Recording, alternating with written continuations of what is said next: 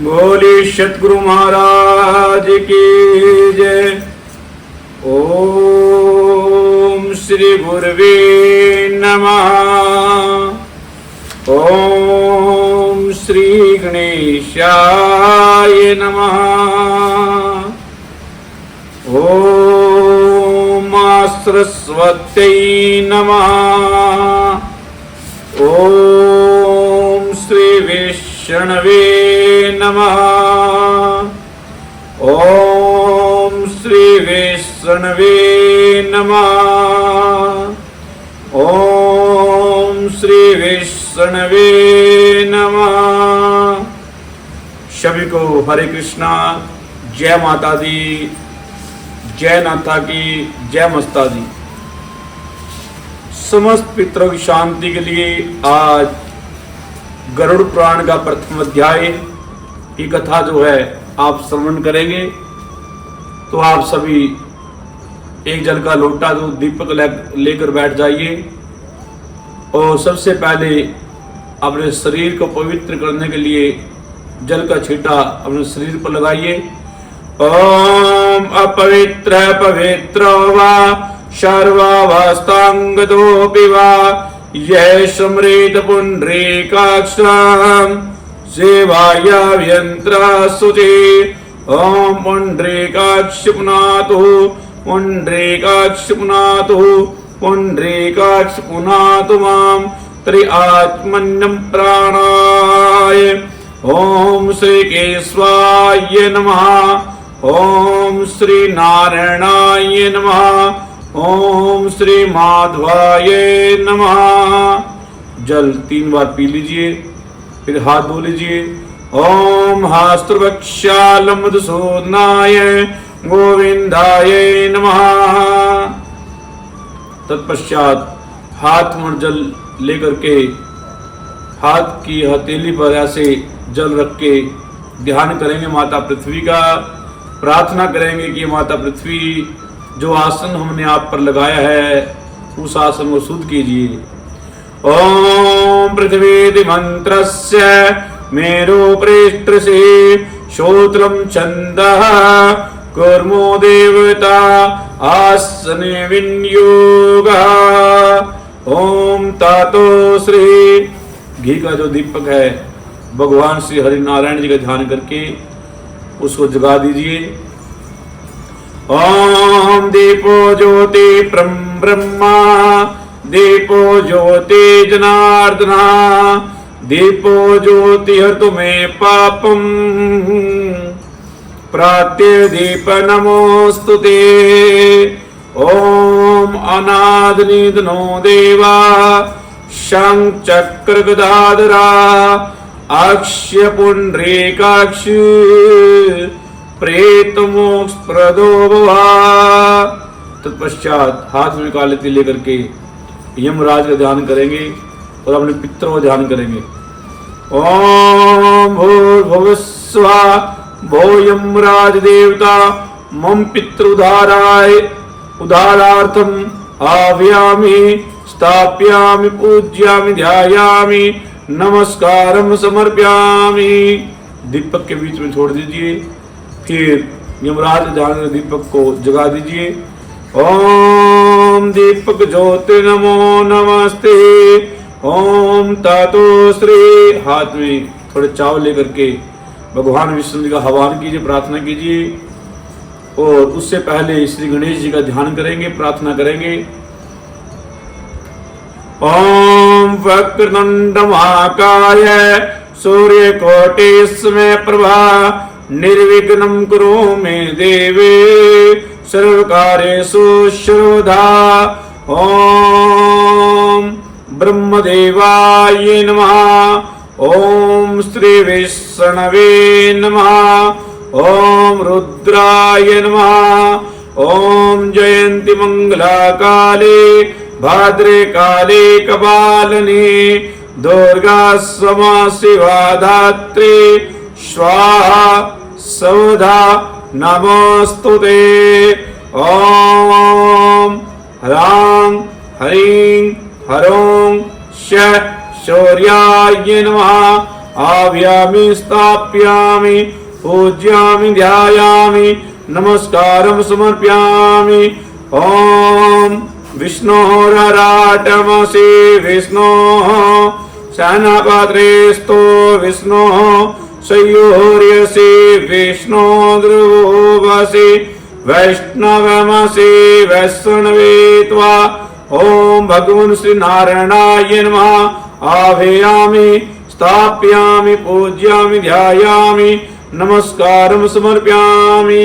भगवान विष्णु जी का ध्यान करने के बाद थोड़े हाथ में काल तिले करके अपने पितरों का आह्वान करेंगे कि पितर देवताओं, आप गरुड़ पुराण कथा सुनने के लिए इस कलश में प्रविष्ट हो जाइए और यहाँ पर आइए। ओम देवताभ्य पितृभ्यश्च महायोगी एव च नमः सवधाय स्वाहे नित्यमेव नमो नमः।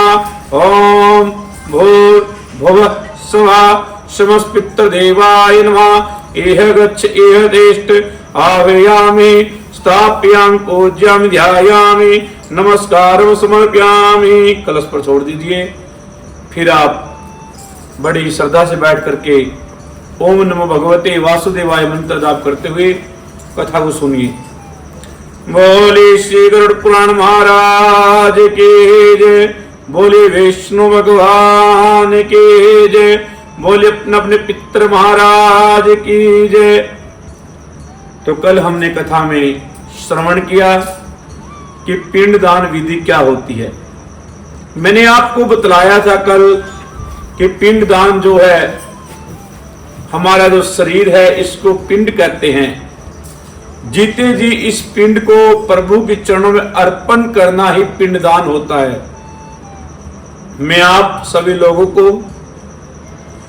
जागरूक कर रहा हूं कि अगर पिंड दान करना है तो जीते जी शरीर का दान सतगुरु महाराज एवं भगवान सच्चिदानंद के चरणों में समर्पित कीजिए, अर्पण कीजिए और सदैव मान मर्यादा में रह करके प्रभु का भजन कीजिए, अच्छे कर्म सत्कर्म कीजिए, वही जो है आपको मोक्ष दिलाएंगे। तो आज श्री गरुड़ पुराण की कथा प्रथम अध्याय आपके समक्ष कथा को प्रारंभ करते हैं। ओम श्री कृष्णाय नमः। ओम नारायणाय नमः। ओम सरस्वती नमः। इस कथा को भगवान श्री विष्णु जी स्वयं गरुड़ जी को सुना रहे हैं। इसके वाचक जो है गरुड़ जी हैं।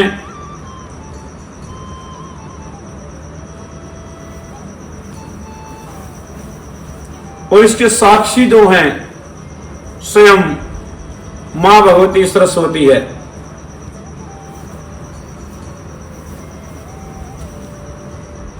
तो आइए समस्त पितरों की शांति के लिए प्रथम अध्याय कथा में आपके समक्ष रखता हूं। एक बार की बात है कि 88,000 ऋषि मुनि नैमिषारण्य तीर्थ में बैठे हुए थे, विचार कर रहे थे, सोच रहे थे कि आज तक हमने जितनी कथाएं सुनी हैं वो भक्ति को बढ़ाने वाली, प्रेम को बढ़ाने वाली एवं परमात्मा प्राप्ति के लिए सुनी है। क्यों न आज ऐसी कथा सुनी जाए जिससे यम के मार्ग का हमें ज्ञात हो जाए कि यम का मार्ग कैसा है, किस चीज से बना हुआ है और कौन से लोग यम के मार्ग में जाते हैं। तो महर्षि वेदव्यास जी ने जो है 18 पुराणों की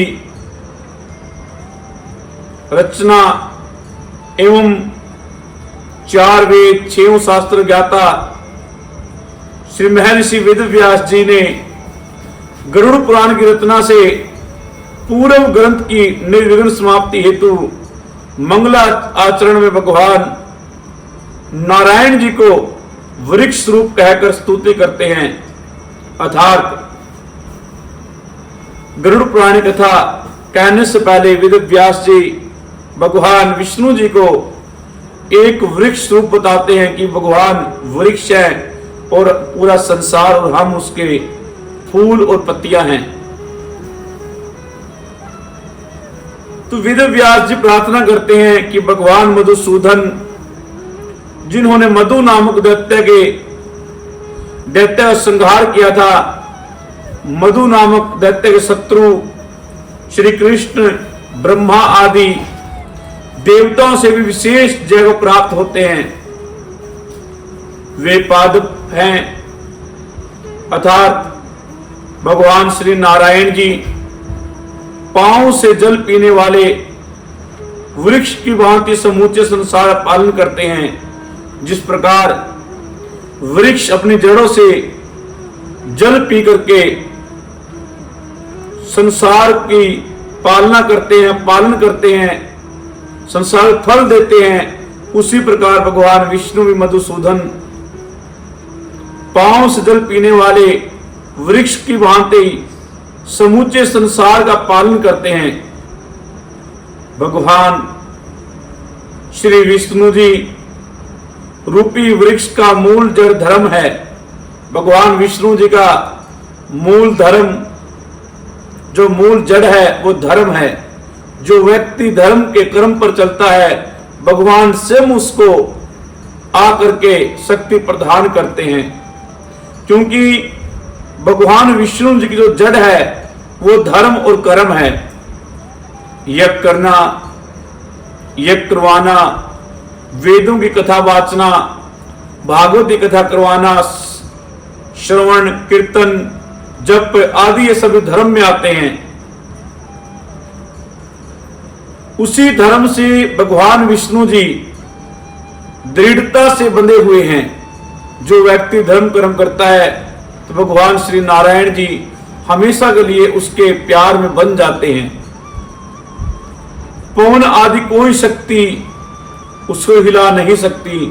जब परमात्मा प्रेम के बंधन में बन जाते हैं तो वायु भी उसका कुछ बिगाड़ नहीं सकती, उसको हिला नहीं सकती।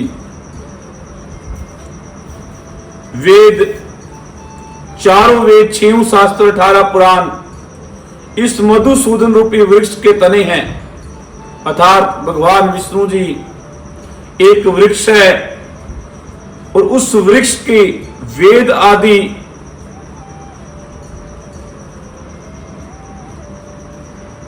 उस वृक्ष के तने हैं, पुराण इसकी शाखाएं हैं और ज्ञान, तप, द्रव्य, यज्ञ आदि उस पौधे के पुष्प है। ऐसे मधुसूदन वृक्ष के आश्रित जीवों को मोक्ष रूपी फल प्राप्त होता है।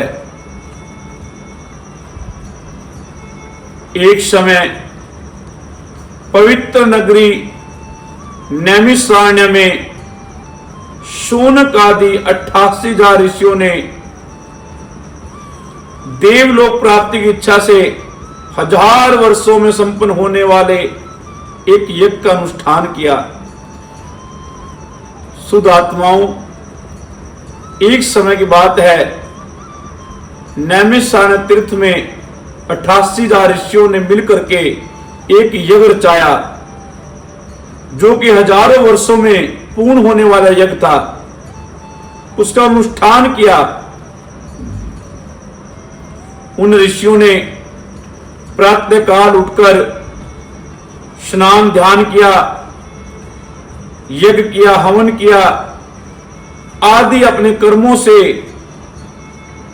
निमटकर या निवृत्त होकर सुखपूर्वक बैठे हुए श्री सूत जी का सत्कार करके आदर पूर्वक उनसे यह प्रश्न पूछा, अब महाराज सूत जी कौन है? सूत जी वेद व्यास जी के परम शिष्य हैं, परम बालक है। सूत जी को 18 पुराण, श्रुतियां, शास्त्र सभी का यथायथ ज्ञान है। अब सूत जी महाराज जी बैठे हुए हैं, तो वहीं पर आदर पूर्वक 88,000 ऋषि मुनि पहुंच गए। उन्होंने सूत जी को देखकर प्रणाम किया, नमस्कार किया। जब उन 88,000 ऋषियों ने सूत जी महाराज जी को प्रणाम किया, नमस्कार किया, तो सूत जी महाराज अचंभे में पड़ गए कि मेरी जो आयु है वो अभी बहुत छोटी है, परंतु जो ऋषि मुझे प्रणाम कर रहे हैं, किसी की उम्र तो 1000 वर्ष है, कोई कई चतुर्युगी देख चुके हैं, किसी की उम्र का पता ही नहीं, फिर भी ये मुझे प्रणाम क्यों कर रहे हैं।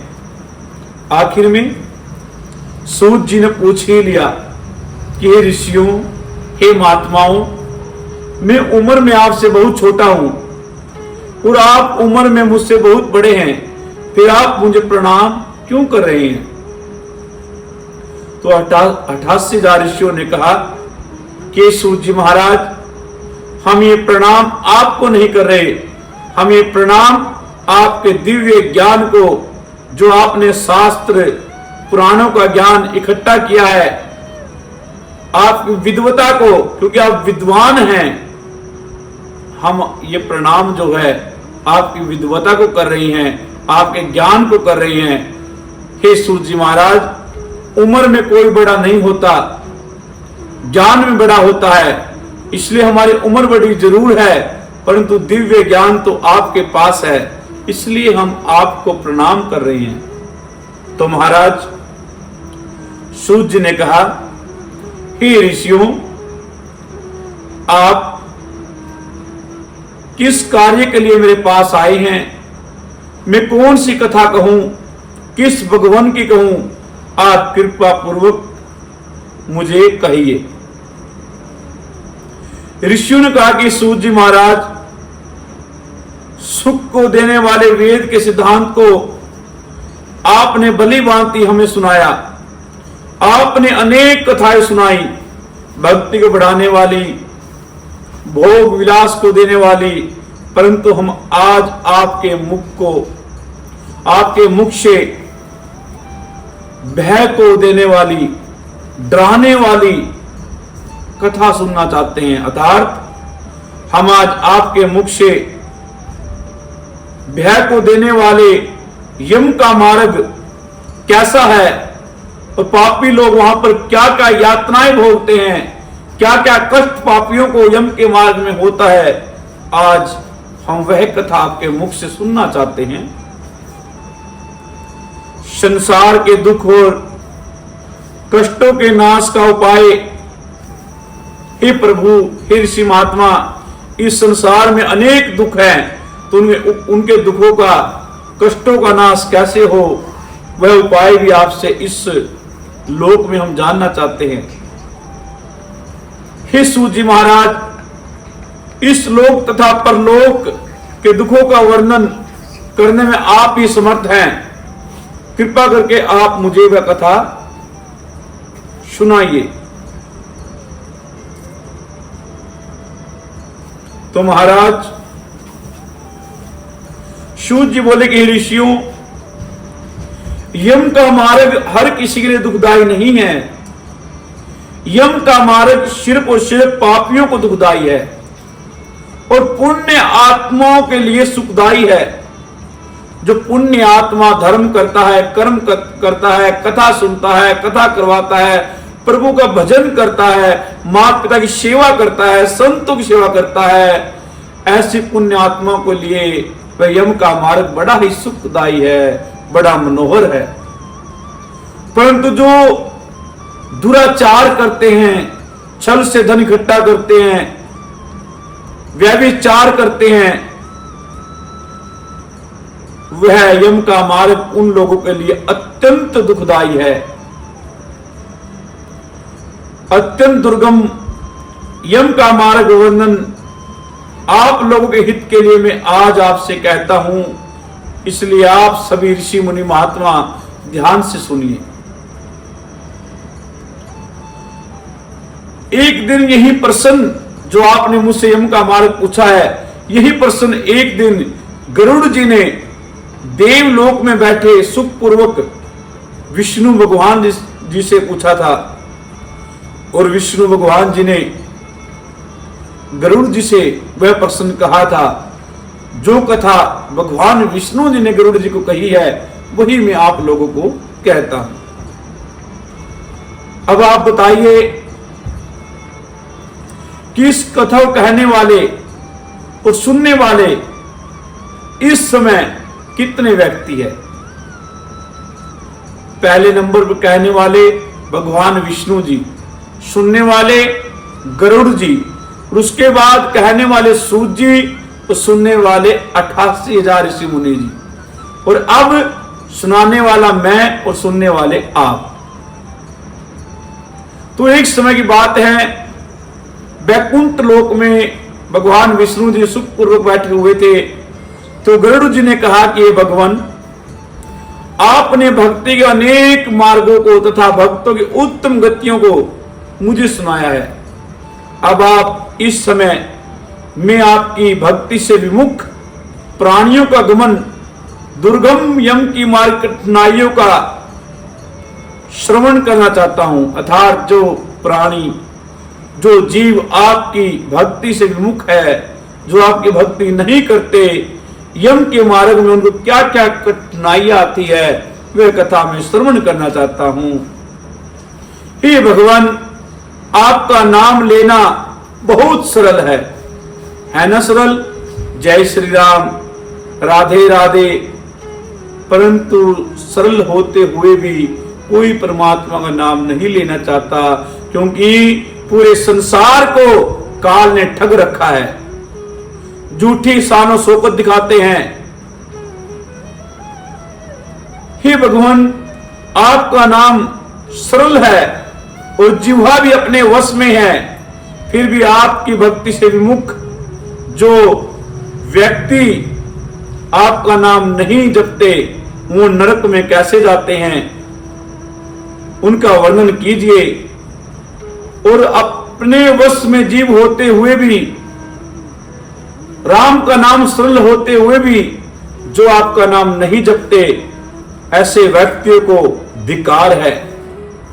ए नाथ, पापियों की जो दुर्गति होती है और जिस प्रकार वे नरक के गामी होते हैं तथा उस दुख को सहते हैं, उसे सविस्तार मुझसे कहिए। श्री भगवान जी बोले, हे गरुड़, मैं अति भयंकर यम मार्ग का तुमसे वर्णन करता हूं। हे गरुड़, तुम सावधान होकर सुनो। जिसमें से पापी लोग यम के मार्ग से चलते हुए यमलोक को गमन करते हैं, वह वर्णन सुनने वाले को भी अति भय देने वाला है। परंतु हे गरुड़, आज मैं तुम्हारे आग्रह से मैं वह यम का मार्ग का वर्णन करता हूं। जो लोग सर्वदा पाप में ही आसक्त रहते हैं, दया और धर्म जिसने छोड़ दिया है, जो कुसंगति करते हैं, शराब पीते हैं, मांस भक्षण करते हैं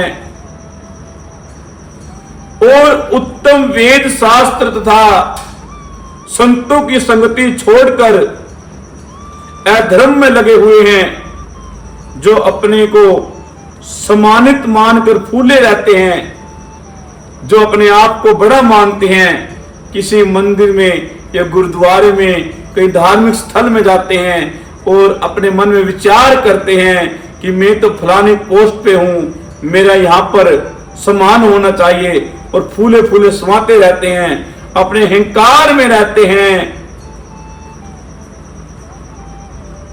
और धन तथा मर्यादा के गर्व से युक्त है, तथा जिनकी बुद्धि पर राक्षसी प्रभाव छा गया है,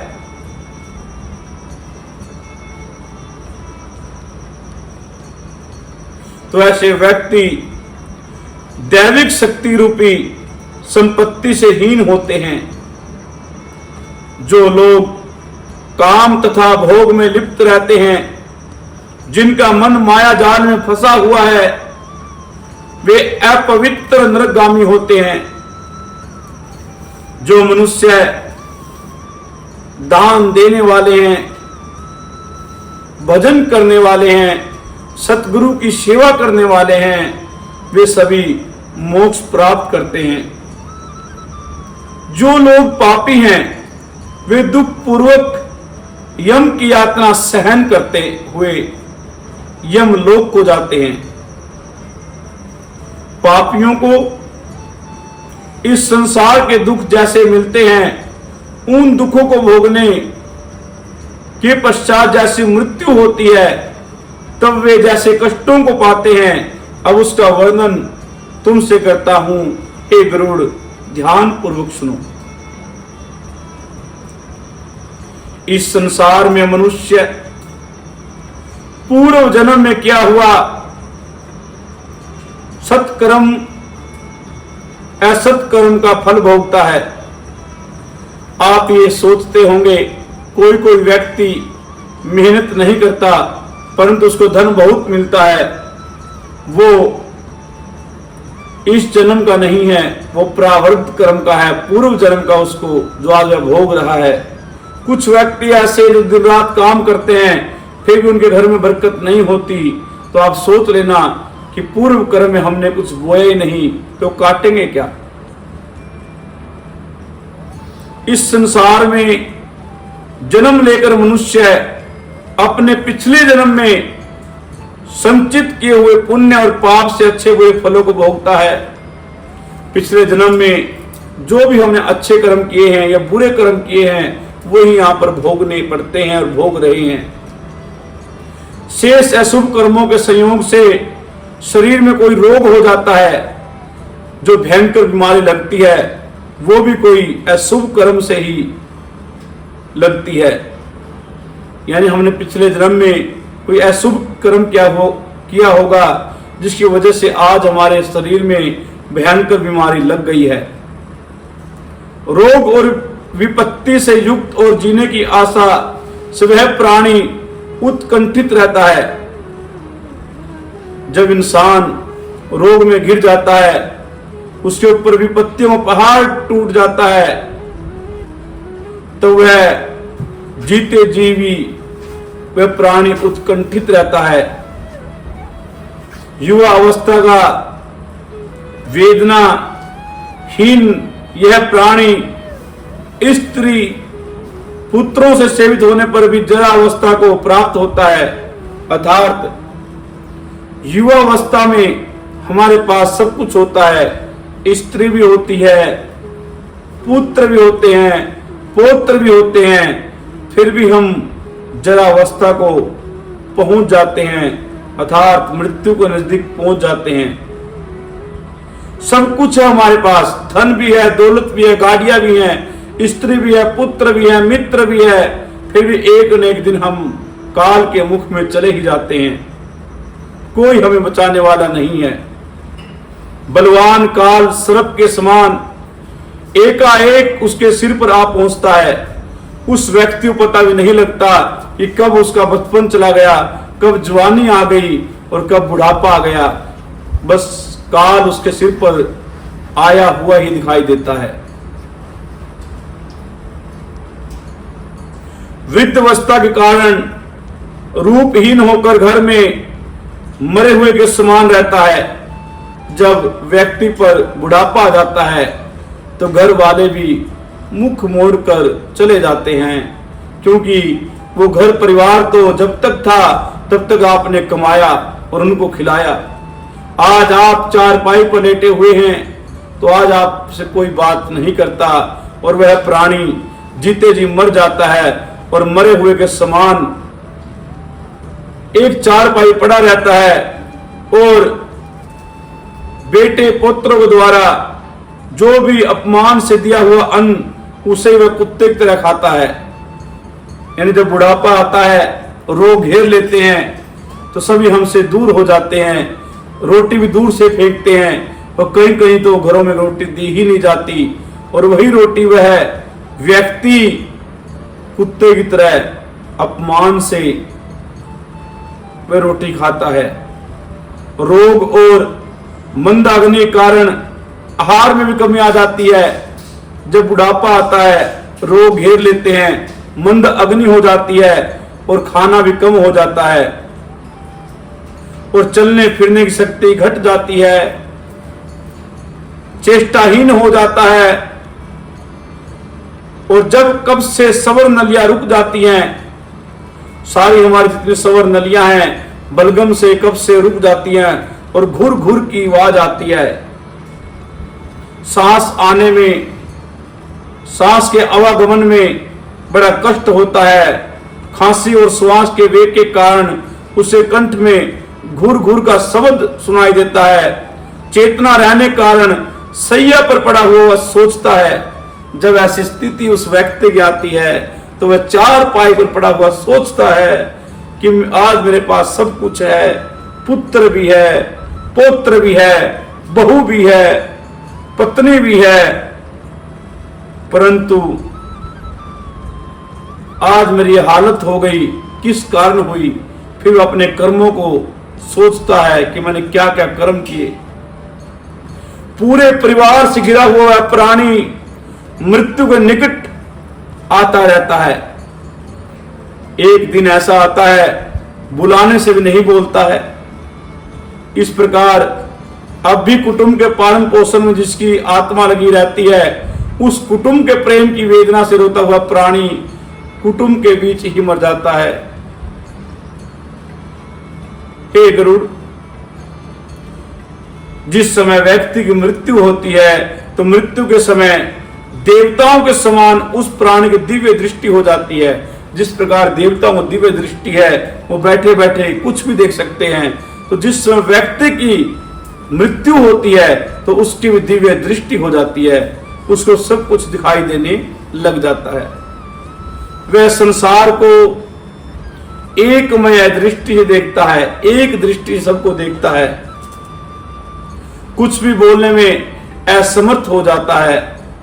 इंद्रियों की व्याकुलता से चैतन्य प्राणी भी जड़ के समान हो जाता है। इस कारण सिर पर खड़े हुए यमदूतों के भय से प्राण अपने स्थान से चलमान हो जाते हैं। जिस समय व्यक्ति की मौत नजदीक आती है तो उसको दिव्य दृष्टि हो जाती है और उस दिव्य दृष्टि से वह उस संसार को देखता है और फिर उसको यमदूत खड़े हुए दिखाई देते हैं जो उसके सिर के पास खड़े हुए होते हैं। और उन यमदूतों के भय से उसके प्राण उसका शरीर छोड़कर चलमान हो जाते हैं। प्राण वायु के निकलते समय उस मरते हुए प्राणी का एक क्षण भी कल्प के समान बीतता है। यानी एक क्षण एक कल्प के समान बीतता है। कल्प 100 बिच्छुओं के काटने से जैसी पीड़ा होती है, अगर हमारे शरीर में एकदम 100 बिच्छू काट ले, जितनी पीड़ा 100 बिच्छू को काटने से होती है, उतनी पीड़ा जब हमारे श्वास निकलते हैं तो उतनी पीड़ा जब महसूस होती है। 100 बिच्छू काटने से जैसी पीड़ा होती है, वैसी पीड़ा प्राणों के निकलते समय होती है। यमदूतों के भय से उस जीव के मुख से लार और फेन गिरने लगता है, उसके मुंह से लार गिरने लग जाती है, थूक गिरने लग जाता है, क्योंकि उसको बहुत दर्द होता है। और यम के दूत जो भयंकर होते हैं उनको देखकर वह डर जाता है। कई पापियों को तो मन भी निकल जाता है, मूत्र भी निकल जाता है उनको देखकर। पापियों की प्राण वायु गुदा मार्ग से बहिर्भूत होती है, अर्थात जो पापी लोग होते हैं जब वह मरते हैं तो उनकी जो प्राण वायु है, वह उनके जो प्राण निकलते हैं वो गुदे से निकलती है। यानी वह टॉयलेट कर देता है या बाथरूम कर देता है तो सोच लेना कि यह बड़ा पापी कर्म, इसने कुछ पाप कमाए हैं।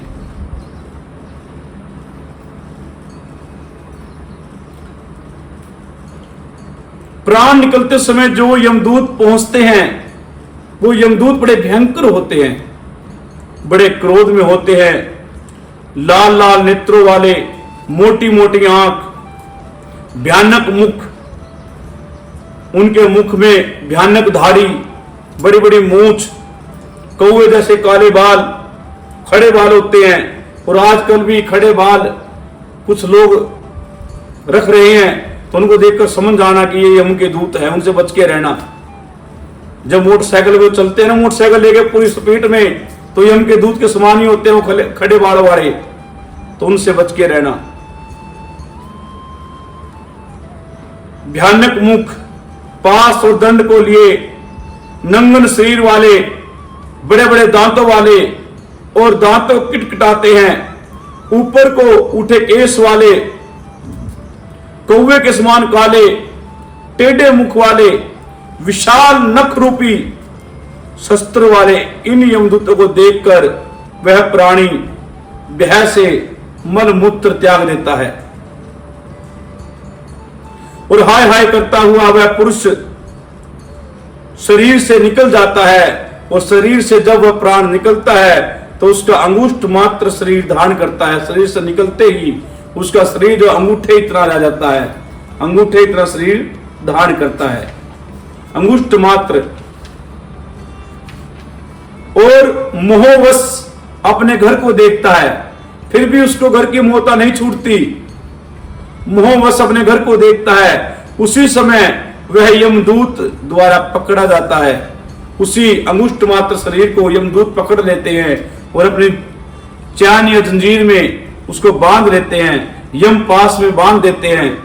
यमदूत उस अंगुष्ठ मात्र शरीर को यातना रूपी शरीर से ढक गले में रस्सी बांधकर इस प्रकार ले जाते हैं जैसे अपराधी पुरुष को राजा के सिपाही पकड़कर ले जाते हैं। यानी उस मरे हुए व्यक्ति को जब वह अंगुष्ठ मात्र से धारण करता है तो यम के दूत उसके हाथ बांधकर, गले में रस्सी बांधकर इस तरह खींच कर ले जाते हैं जैसे अपराधी को पुलिस पकड़ कर ले जाती है। वे यमदूत इस प्रकार उस जीव को ले जाते हुए मार्ग में नरकों के भयानक त्रासों का वर्णन बारंबार करते हुए उसे डराते हैं और डराते हुए ले जाते हैं। यमदूत कहते हैं, अरे दुष्ट, अरे पापी, तूने कभी धर्म कर्म नहीं किया, तूने कभी कथा वार्ता नहीं सुनी, परमात्मा का नाम नहीं जपा, तू सिर्फ चल, तुझे यमलोक को जाना है और कुंभी पाक आदि नरकों में तुझे रहना होगा, उनका कष्ट सहन करना है, अतः तू देर मत कर। यमदूतों की ऐसी वाणी सुनकर वह पापी मनुष्य बहुत रोता है, बहुत चिल्लाता है। यमदूतों की ऐसी वाणी को सुनता हुआ तथा अपने बंधुजनों के करुण विलाप को सुनता हुआ जब प्राणी मरता है तो उनके बंधु वर्ग के लोग अज्ञानतावश रोते हैं। उनके विलाप को और यमदूत की वाणी को सुनते हुआ वह पापी जीव हाय हाय करता है। यमदूत उसे धमकाते हैं और उन यमदूतों के धमकाने से उसका हृदय विदीर्ण हो जाता है, भय से कांपता है और अपने पापों का स्मरण करता है। फिर वो अपने पापों को याद करता है कि मैंने कौन कौन से पाप किए हैं, क्या क्या मैंने किया है। अपने पापों को याद करता हुआ वह यम के मार्ग में कुत्तों से कटाया जाता है। जब मार्ग में उसे प्यास लगती है तब यम के दूत उसे 12 सूर्यों की रोशनी तपा हुआ जल देते हैं पीने के लिए।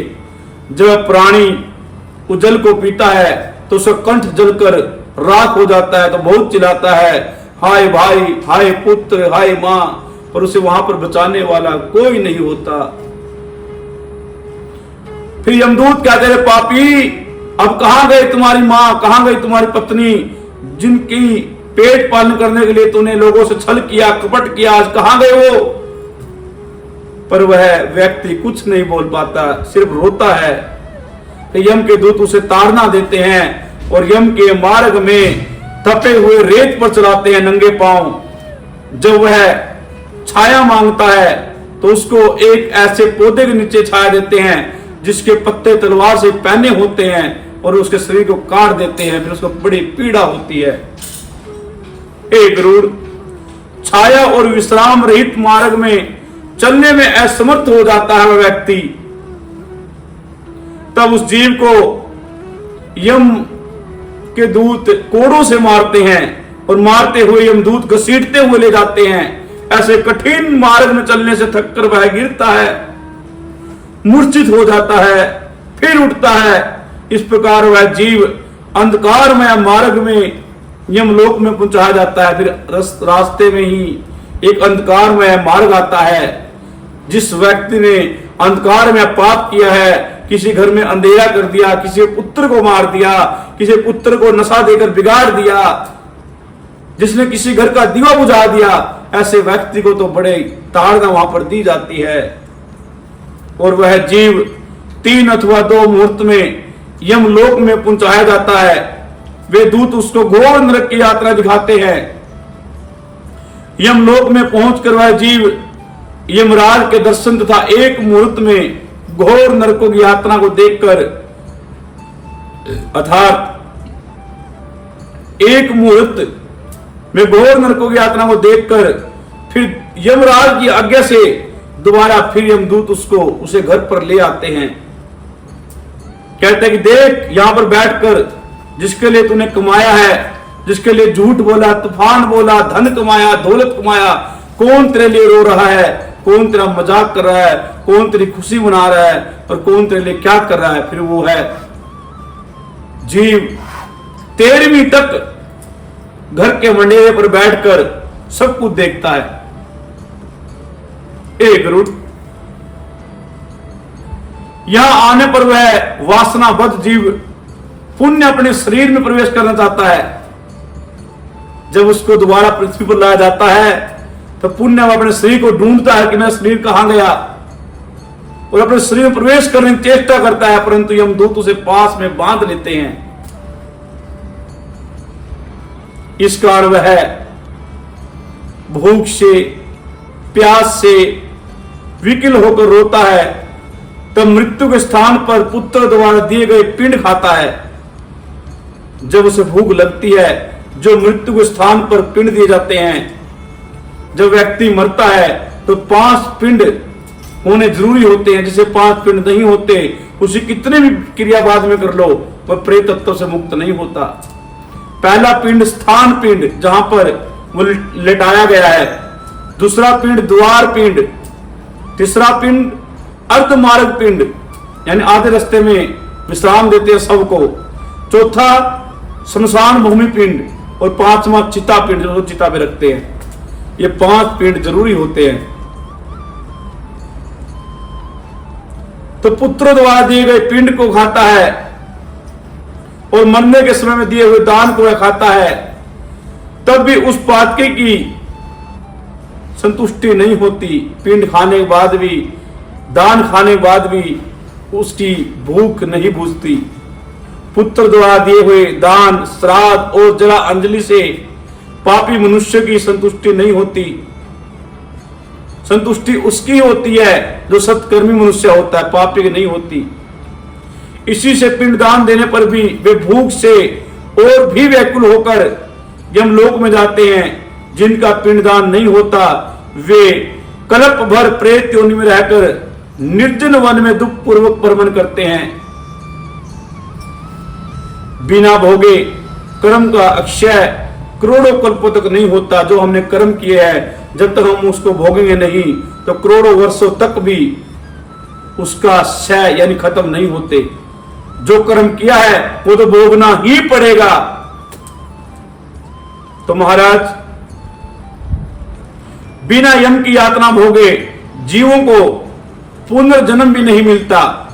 जब तक किए हुए शुभ अशुभ कर्मों का हम यम की यात्रा भोग न भोग ले, तब तक पुनर्जन्म भी नहीं मिलता। इसीलिए पुत्र को 10 दिन तक पिंडदान करने का विधान है। प्रथम दिन से लेकर के दसाई तक, 10वें दिन तक पुत्र को हर रोज एक पिंड दान करने का विधान है। पर आजकल के लोग जो हैं, तीसरे दिन ही सब कुछ कर देते हैं, दूसरे दिन ही सब कुछ कर देते हैं। तो उन पापियों की आत्मा को शांति कैसे मिलेगी, जब एक तो वो उन्होंने कभी सत्कर्म नहीं किया, दूसरा पुत्र ने मुझसे शुभ कर्म पूर्ण कर्म नहीं किया, तो उनको शांति कैसे मिलेगी। फिर कहते हैं कि हमारे घर में प्रेत क्यों है। उस पिंड के जो पिंड हर रोज दिए जाते हैं, उस पिंड के प्रतिदिन 4 भाग होते हैं। उनमें से 2 भाग पंचभूतों के लिए होते हैं। उस पिंड के भी 4 भाग होते हैं। उसमें 2 भाग तो पंचभूत कौन से हैं? जिससे हमारा शरीर बनता है। कौन से?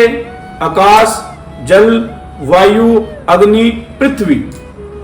पंचभूतों के लिए होते हैं जिनसे देह की पुष्टि होती है। और तीसरा भाग उन यमदूतों को मिलता है जो जीव को पकड़कर ले जाते हैं। और चौथा भाग उस प्रेत को खाने के लिए मिलता है। इस प्रकार 9 दिन तक दिए पिंडदान से प्रेत का शरीर बनता है।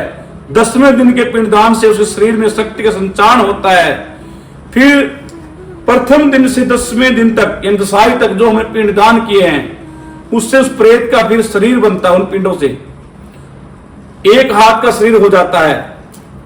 और 10वें दिन जो पिंडदान होता है, उस शरीर में शक्ति का संचार होता है और चलने में समर्थ्य आ जाती है। हे पक्षियों में श्रेष्ठ गरुड़,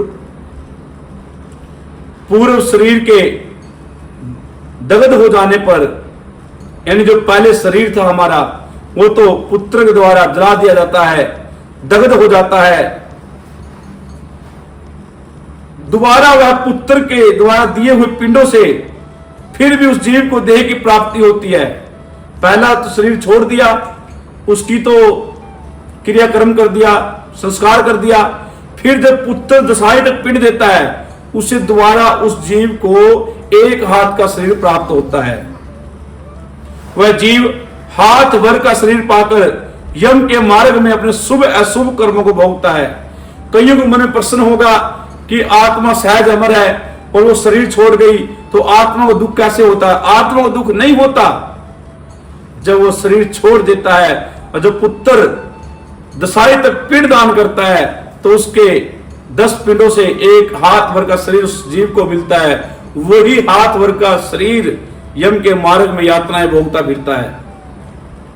उस शरीर को दुख होता है, कष्ट होता है।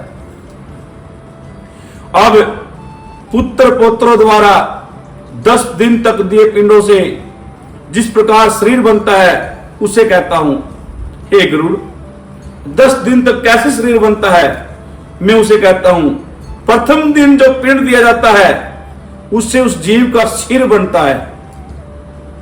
दूसरे दिन जब पुत्र पिंड देता है, उससे गर्दन और कंधा बनते हैं।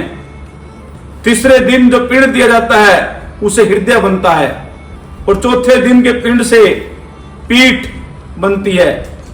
और 5वें दिन के पिंड से नाभि उत्पन्न होती है।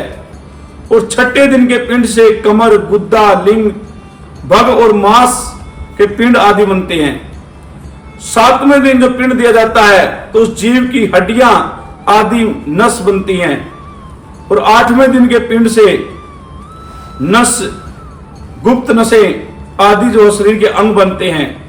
9वें दिन जो पिंड दिया जाता है, उसे जंघा और पैरों का निर्माण होता है। और 10वें दिन के पिंड से उस देह में भूख, प्यास, चलने की शक्ति संचार होती है। और पिंड से उत्पन्न शरीर का आश्रय लेकर जब उस पिंड से वह शरीर बन जाता है, तो वह जीव उस शरीर का आश्रय लेकर के भूख प्यास से पीड़ित प्रेत 11वें और 12वें दिन श्राद्ध में दिए हुए भोजन खाता है। और 13वें दिन यमदूत उपवास से बंधा हुआ जीव बंदर के समान पुण्य यमलोक को जाता है। अब आप लगाइए कि इस गरुड़ पुराण में कंप्लीट 13 दिन का कोर्स बताया गया है। अब हम क्या करते हैं, आज के जनरेशन जो है, आज की दुनिया जो है, क्या करती है, दूसरे दिन ही सब कुछ कर देती है। फूल भी चुग दिए, दशाई भी हो गई, 11, 12 भी हो गया, 13वीं भी हो गई। अब ना तो उसका शरीर बना, और जब तक शरीर नहीं बनेगा वो भोग नहीं भोग सकता। और जब तक भोग नहीं भोगेगा, आगे उसका जन्म नहीं होगा, तो फिर क्या होगा, प्रेत ही बनेगा। फिर कहते हैं हमने ब्राह्मण बुलाया, सब कुछ करवाया, हमारे घर में शांति नहीं हुई। अब शांति कैसे हो जब उसने पूर्ण जो कंप्लीट कोर्स करवाया नहीं। न तो दसाई तक के 10 पिंड दिए, न उसका शरीर बना प्रेत का, न 11वें दिन का पिंड दिया, न 12वें और न 13वीं करीब चलेगी।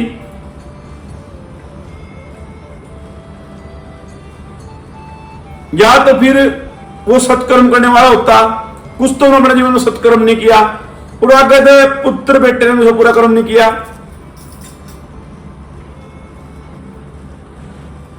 तो 13वें दिन का जो कर्म होता है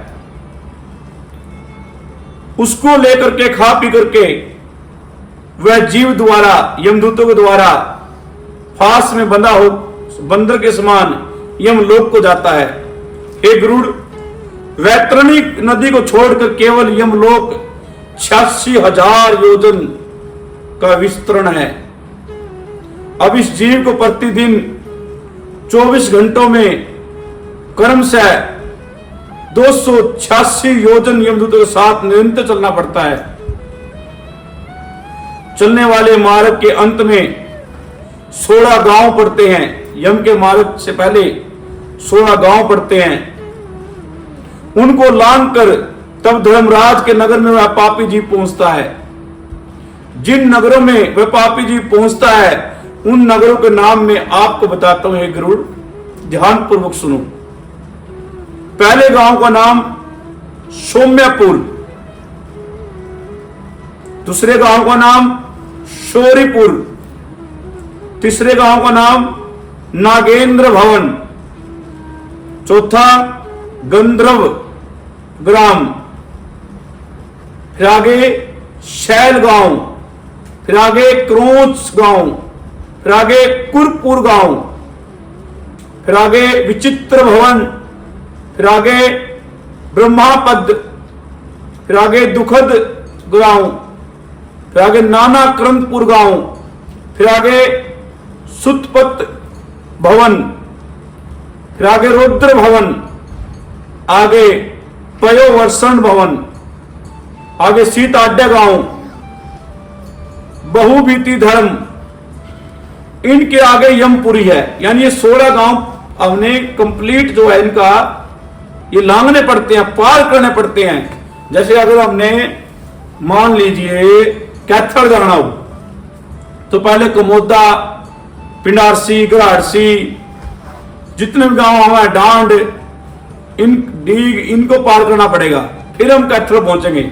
उसी प्रकार यम के मार्ग में जाने से पहले 16 गांव हैं, उनको पार करना पड़ता है। इनके आगे यमपुरी है। यम के पास बंधन में बंधा हुआ पापी जीव मार्ग में हाय हाय करता हुआ, रोता हुआ, चिल्लाता हुआ अपने घर को छोड़कर यमपुरी को जाता है। बोले श्री विष्णु भगवान की जय। इति प्रथम गरुड़ाध्याय। तो अब आपको दूसरे अध्याय का पाठ सुनाते हैं। गरुड़ जी बोले कि हे केशव, आपने बता तो दिया कि यम के मार्ग में जाते हैं, पर यम का मार्ग कितना दुखदाई है और वहां जीव पाप करने से कैसे जाता है, वह मुझसे कहिए। श्री भगवान बोले हे गरुड़, यमलोक का मार्ग कितना दुखदायक है उसे सुनकर तू मेरा भक्त है, फिर भी तू पीपल के पत्ते की तरह कांप जाएगा। विष्णु भगवान जी कहते हैं कि गरुड़, तू मेरा भगत जरूर है, पर जब सुनेगा ना कि यम का मार्ग कितना भयंकर है तो तेरी कंपनी छूट जाएगी, कांप जाएगा तू बुरी तरह। यमलोक में वृक्षों की छाया नहीं है जहां पापी जीव विश्राम कर सके, और न ही वहां अन्न आदि है जिससे जीव के प्राणों की रक्षा हो सके, न ही वहां कहीं जल दिखाई देता है जिसे अति प्यासा जीव पानी पी सके।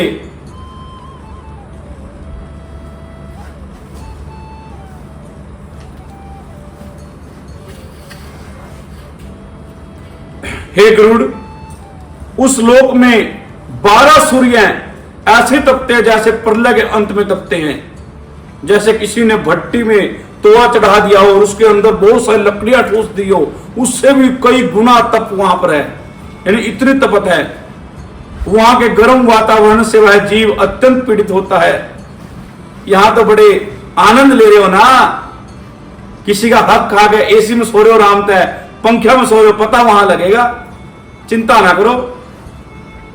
कहीं बड़े बड़े विषैले सांपों से उसे कटाया जाता है, कहीं कांटों से उसे बिंधाया जाता है, कहीं घोर सिंह है, कहीं बड़े बड़े व्याघ्र भेड़िए और कुत्ते से उसे खुआया जाता है।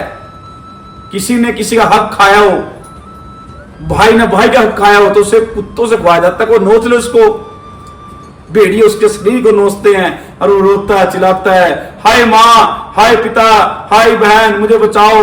और उसे बचाने वाला कोई नहीं होता, अकेले ही चलना पड़ता है। कहीं बिच्छू से कटवाया जाता है और कहीं अग्नि से जलवाया जाता है। इसके बाद एक असिपत्र वन है जिसे पत्ते तलवार के समान पैनी है।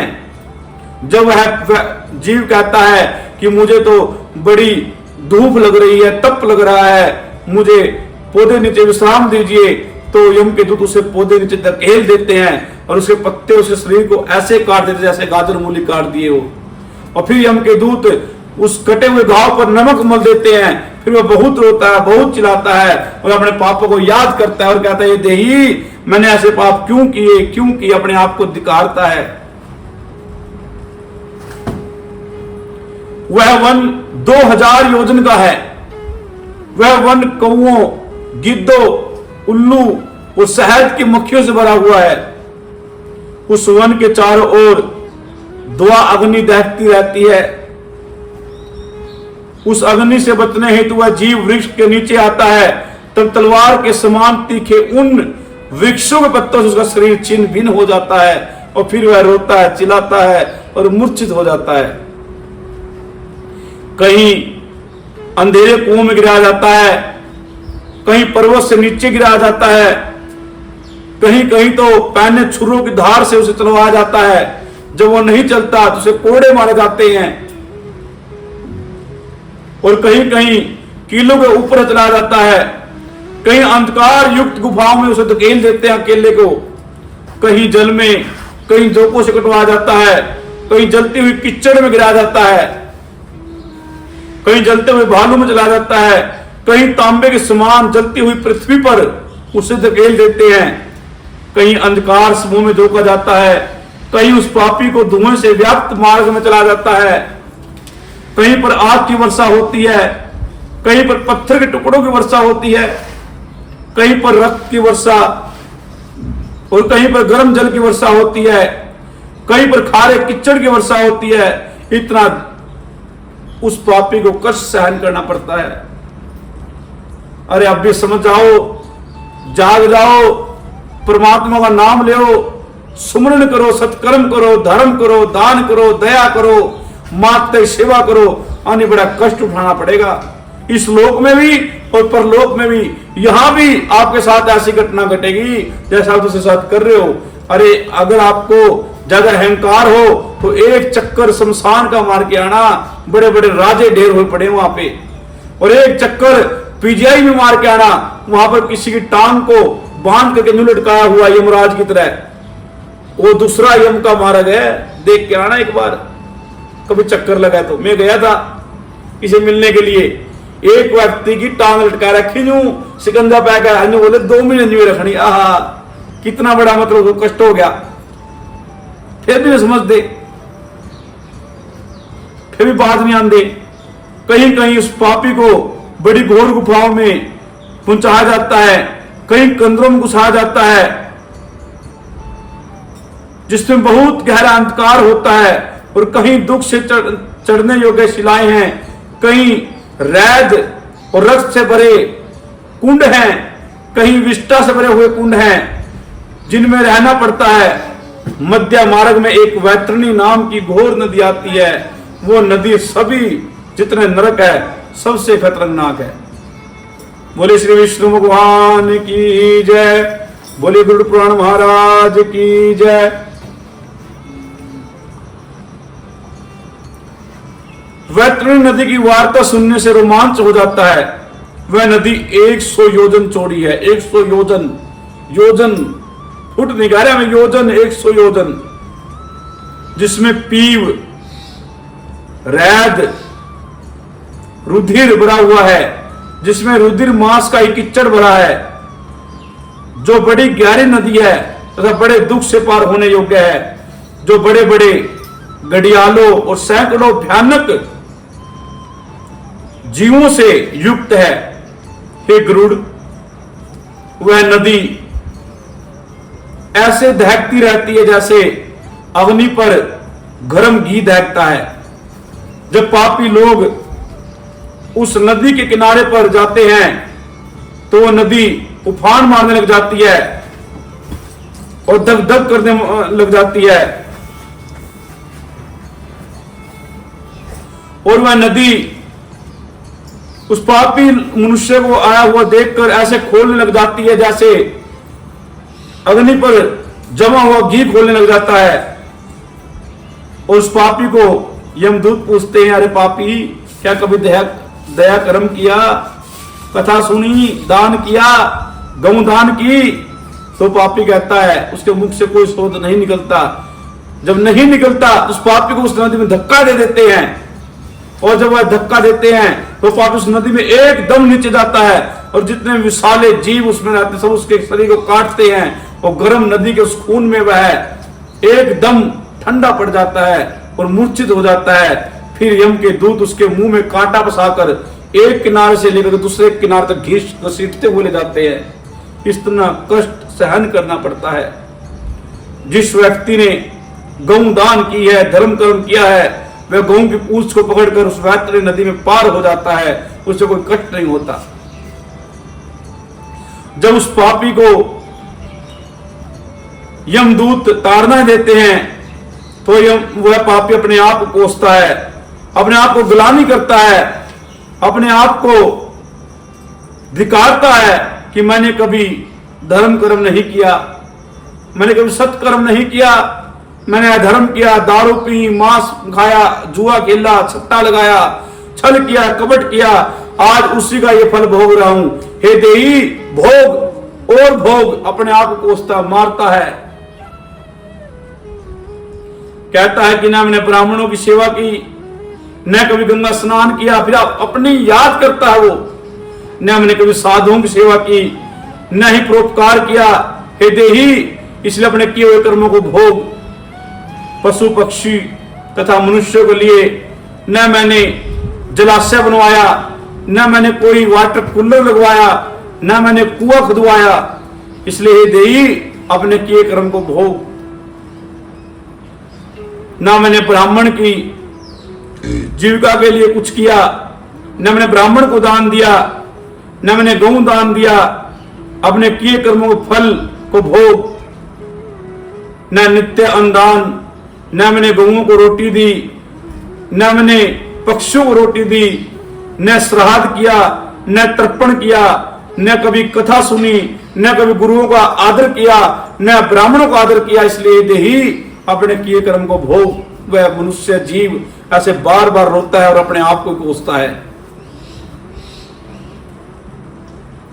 और जो स्त्रियां होती है वो भी अपने आप को कोसती है कि ना मैंने कभी अपने पति की सेवा की, और मैंने अपने पति को छोड़कर दूसरे व्यक्ति के साथ संबंध बनाए, और मैंने अपने पति को धोखा दिया, न मैंने सास की सेवा की, न ससुर की सेवा की। ए देही अपने किए हुए कर्म को भोग। वो स्त्रियां भी ऐसे अपने आप को कोसती हुई यम के मार्ग में चलती है। जिस स्त्री ने पति सेवा नहीं की, पति के मरने के बाद विधवा होने पर तपस्या नहीं की, इसे देही अपने किए कर्मों का फल भोग। अपने पूर्ण कर्मों द्वारा अत्यंत दुखदायी नारी शरीर पाया। जब बुरे कर्म होते हैं, अत्यंत दुखदायी नारी शरीर पाया, उससे न तो उपवास किया, न व्रत किए, नए नियमों का पालन किया, न सास की सेवा की, न ससुर की सेवा की, न गुरुजनों का आदर किया, न पति की बात कभी मानी। इसलिए हे देही अपने किए कर्म को भोग।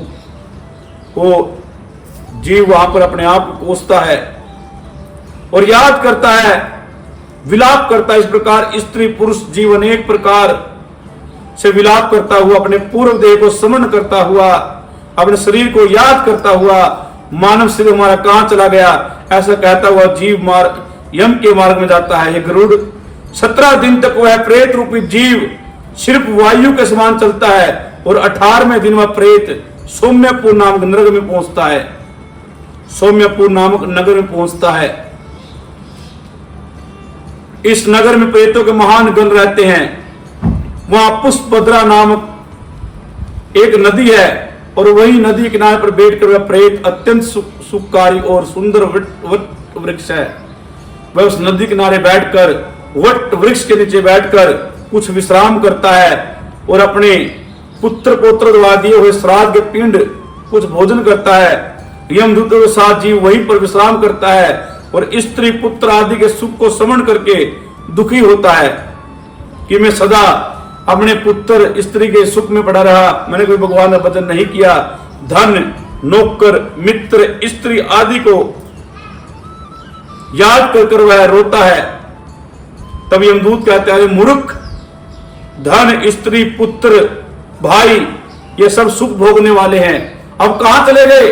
जिनके लिए तू कमाता रहा, झूठ बोलता रहा, तूफान करता रहा, कहां चले गए अब तेरे भाई बंधु? फिर यमदूत उसे धमकाते हैं और कहते हैं अरे पापी, अब तुझको अकेले ही यम मार्ग में चलना है। तू यम के पराक्रम को नहीं जानता, तुम्हारे जैसे प्राणियों के साथ चलने वाले हम यमदूतों के बल को नहीं जानता। इस प्रकार डराते हुए धमकाते हुए उसे यम के मार्ग में घसीटते हुए ले जाते हैं। तो आज गरुड़ पुराण कथा यहीं पर विश्राम। बोले श्री गरुड़ भगवान की जय, बोले विष्णु भगवान की जय। तो सभी अपनी आरती उठाकर आरती करेंगे। कल जो मैंने आरती की थी ओम जय जगदीश हारे, वही आरती करेंगे, पुण्य उसी चीज को दोहराएंगे। और जो मैंने बाद में बोल रखा वीडियो में कि पाठ सुनने के बाद हाथ में जल ले और कहें कि जो मैंने आज पाठ श्रवण किया है मैं उसका फल अपने पितरों निमित्त करता हूं, ऐसा कहकर वह जल कलश के बाद छोड़ दे और ओम श्री विष्णुवे नमः, ओम श्री विष्णुवे नमः, ओम श्री विष्णुवे नमः कहकर खड़े हो जाए। बोले श्री विष्णु भगवान की जय। सभी को हरे कृष्णा, जय माता की, जय नाथों दी, जय मस्ता दी।